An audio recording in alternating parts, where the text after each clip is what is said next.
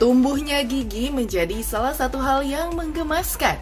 Hal ini biasa ditandai dengan gusi bayi yang membengkak dan menjadi kemerahan. Setiap orang tua tentu mengharapkan anak memiliki gigi yang rapi. Namun tahukah Anda kelainan pertumbuhan gigi seringkali terjadi? Lantas apa yang menyebabkan kelainan pertumbuhan gigi dan bagaimana cara mengatasinya sejak dini? Simak perbincangan Dr. Ekles dengan Dr. Gigi Dona Dewita di segmen Hidup Sehat Plus kali ini. Kita kali ini membahas mengenai kelainan perkembangan atau pertumbuhan gigi. Yes. Nah, tapi sebelum itu, bagaimana sih perkembangan atau pertumbuhan gigi yang dikatakan normal? Jadi, pertumbuhan dan perkembangan gigi itu dimulai dari saat janin dalam kandungan ibunya. Di usia pembentukan minggu ke-6, 1,5 bulan sampai dengan 2 bulan. Kemudian pada saat di dalam janin itu masih terbentuk mahkota gigi dulu. Setelah bayi lahir, barulah terbentuk akar gigi yang terus bertumbuh keluar dari tulang rahang, muncul gigi susu yang kita sebut sebagai erupsi gigi. Kemudian itu gigi pertama kali keluar adalah saat usia bayi berumur 6 bulan. Dilanjutkan sampai dia tumbuh gigi seri pertama bawah, kemudian gigi seri atas. Dilanjutkan gigi seri sampingnya atas bawah, lalu kemudian molar, lalu dilanjutkan oleh kanin. Oke, seperti itu. Itu butuh waktu berapa lama biasanya, dokter? Erupsi lengkap itu di usia 2 tahun, 2 tahun setengah sampai dengan 3 tahun. Jadi lengkap. Biasanya sudah lengkap ya? Ya, sudah lengkap sehingga dia bisa makan sempurna. Tetapi saat lengkap tersebut tidak bisa kita menganggap harus tetap dijaga, maksud saya. Jadi walaupun sudah lengkap, tetap harus dijaga ya? Iya. Iya. Betul. Nah, mungkin ada orang-orang tua mengeluh mungkin pada saat pertumbuhan gigi kan ada keadaan demam dan sebagainya, itu bisa dikatakan normal atau gimana, dokter? Iya, betul. Kadang-kadang saat tumbuh gigi itu bayi akan mengalami demam atau anak mengalami demam karena dia gigi bergerak keluar tulang rahang sehingga mendesak gusi, akibatnya itulah yang terjadi inflamasi yang dialami oleh bayi. Seperti itu. Oke, jadi bisa dikatakan normal tapi tetap harus waspada. Kalaupun demam, ke dokter ya, Iya, sebaiknya tentu. ya.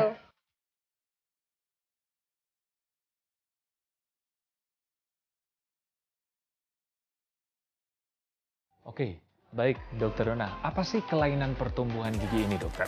Oke, saya jelaskan. Jadi, pertumbuhan dan perkembangan gigi itu adalah fisiologi normal.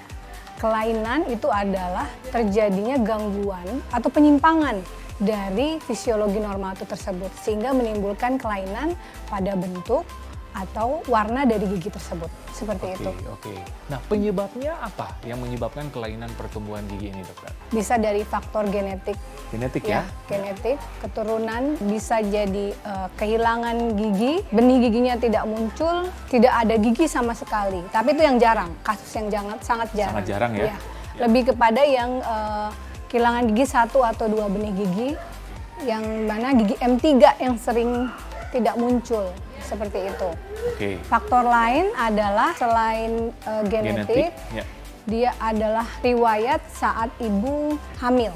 Jadi saat bayi dalam kandungan itu kalau ada penyakit yang diderita oleh ibu itu bisa mempengaruhi dari pembentukan gigi tersebut. Oke. Begitu. Oke. Penyakit seperti apa, dokter? Yang harus diwaspadai mungkin? Ya, seperti misalnya kena preeklamsi. Preeklamsi. Iya, kan dia mengganggu kondisi Sirkulasi, penyerapan bayi, jadi nutrisinya tidak masuk. Seperti itu. Oke, termasuk pembentukan gigi ya? Yes, seperti itu. Dan saat dalam kandungan itu preeklamsi dia keluar prematur. Jadi belum cukup nutrisinya atau pembentukannya atau terganggu di situ, seperti itu. Salah satunya. Jadi memang pentingnya juga merawat pada waktu kehamilan ya, apalagi bagi pemirsa yang sedang hamil nih ya? Iya, betul sekali. Oke. Jadi selain itu adalah nutrisi saat ibu hamil juga yang harus diperhatikan. Selain dari penyakit yang tadi riwayat itu, saat bayi itu lahir, saat perkembangan dia anak-anak, dia butuh, dan juga jika ada dia terkena gangguan metabolisme, itu pun akan mempengaruhi dari pembentukannya. Jadi genetik, kehamilan, setelahnya apalagi, dokter? Saat anak sudah lahir, pertumbuhan perkembangannya, nutrisinya harus cukup, dia harus mendapatkan nutrisi kalsium, fosfor yang banyak, seperti itu. Jadi emang harus rutin kita ke dokter gigi saat dia udah lahir, tapi saat dia dalam kandungan harus rutin ke dokter kandungan. Oke. Karena untuk mendapatkan obat yang berisi vitamin, mineral untuk membantu pembentukan gigi itu tersebut, seperti itu. Ya. Jadi ada faktor genetik, faktor pada masa kehamilan, dan setelah lahir faktor nutrisi tadi ya pada anak. Nah, ada kelainan bentuk gigi ini yang sering banget tuh saya dapati dokter, kalau kayak gigi warna coklat, hitam, gigi busuk, dibilang itu apa? Itu diakibatkan konsumsi antibiotik tetrasiklin. Dia warna gigi menjadi berubah, menjadi berwarna kuning atau kecoklatan. Dokter, ada berapa jenis sih kelainan pertumbuhan gigi ini, dokter? Jenisnya sebenarnya banyak sekali. Ya. Tapi yang biasa terjadi sekitar ada 5 yang 5. sering muncul yang sering ya. Yang sering muncul. Oke, apa aja dok? Hipodonsia. Hipodonsia. Yes. Okay. Jadi itu kehilangan atau tidak terbentuknya gigi 1 atau 2 gigi saja. Sifatnya itu karena herediter. Genetik keturunan. ya? Yes, keturunan. Jadi keturunan ini yang sering hilang adalah kadang gigi P2, gigi I2 atas, atau gigi M3. Karena ini adalah keturunan, jadi kita kadang tidak tahu tepatnya pada di usia berapa dia terjadi, seperti itu. Jadi hanya pas sudah terjadi tidak terbentuk aja langsung kita tahu, oh ini tidak terbentuk, seperti itu. Tapi bisa dikatakan normal, maksudnya fungsinya bisa dikatakan normal nanti? Iya, fungsi masih normal, hanya jumlahnya saja jadi berkurang, seperti itu. Kemudian yang kedua adalah supernumerative. Jadi kebalikan dari yang tadi ya. Yang tadi kehilangan gigi 1 atau 2, ini malah berlebih. Jadi harusnya hanya 20 untuk usia gigi susu ya, 20 gigi. Ini lebih dia. Dan bentuknya pun biasanya agak abnormal, aneh bentuknya, tidak sesuai gigi yang ada gigi seri, gigi taring, gigi molar, itu berbeda dia bentuknya, seperti itu. Berarti itu dari segi fungsinya normal juga? Anak bisa mengunyah atau bisa makan secara lancar? Ya, tidak punya fungsi seperti itu. Lebih kita anjurkan untuk dicabut saja, karena secara estetik visual mengganggu ya? Iya, betul. Karena kurang harmonis bentuknya seperti itu. Sedangkan dia kan pertumbuhan rahang masih maju dan tidak akan masalah kita cabut pada saat itu. Yang ketiga adalah fusi gigi. Jadi gigi dia punya 2 mahkota dan 2 akar. Jadi saat pembentukan gigi dia bergabung, seperti itu. Nah, ini juga kurang diketahui apa sebab pastinya, tapi biasanya keturunan juga. Yang keempat adalah germinasi gigi. Jadi akarnya 1, tapi mahkotanya tergabung. Yang kelima adalah diskolorisasi gigi.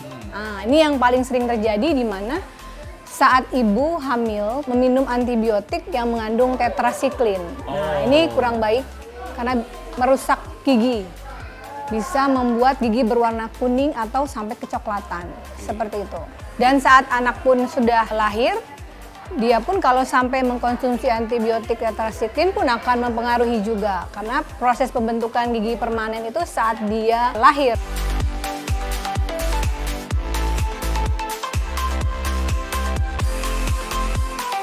Oke, baik Dokter Donna, bagaimana sih tips untuk mencegah kelainan akibat pertumbuhan tadi, dokter?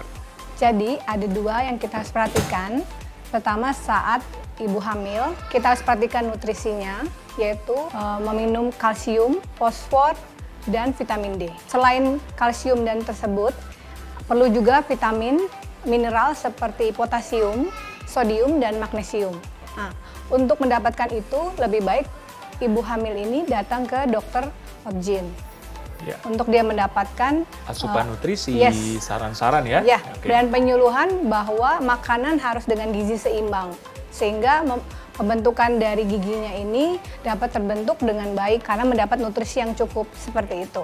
Ya, yang kedua, saat anak telah lahir, kita pun harus tetap memperhatikan nutrisinya, tetap dari kalsium, fosfor, dan vitaminnya. Dan saat giginya sudah tumbuh, harus kontrol ke dokter gigi untuk diperhatikan oral hygiene-nya dan kondisi-kondisi yang lainnya, sehingga dokter akan memberikan arahan apakah ini sudah sesuai atau butuh perbaikan atau butuh perawatan lebih lanjut, seperti itu. Dalam setahun idealnya berapa kali sih kita periksa kesehatan gigi untuk anak? Kira-kira 6 bulan sekali. Kalau tidak ada masalah, 6 bulan sekali. Tapi kalau misalnya sudah terlanjur seperti tadi yang karies bottle syndrome, Nah, itu ada harus indikasi terus lain karena harus ada khusus. penambalan gitu, perawatan yang untuk memperbaiki kondisi dia yang sudah rusak karena sudah terbentuk lubang seperti itu. Ya, baik pemirsa, jadi betapa pentingnya untuk kita merawat pertumbuhan gigi supaya menghindari kelainan-kelainan tadi ya, pada waktu hamil untuk orang tua dan pada waktu anak lahir. Ya. Dan jangan lupa juga untuk memeriksa rutin kesehatan gigi pada dokter gigi ya. Oke pemirsa, sekian dulu perbincangan kita kali ini. Semoga bermanfaat. Saya Dr. Ekles bersama Dokter Gigi Dona Dewita, spesialis prosto untuk Hidup Sehat Plus.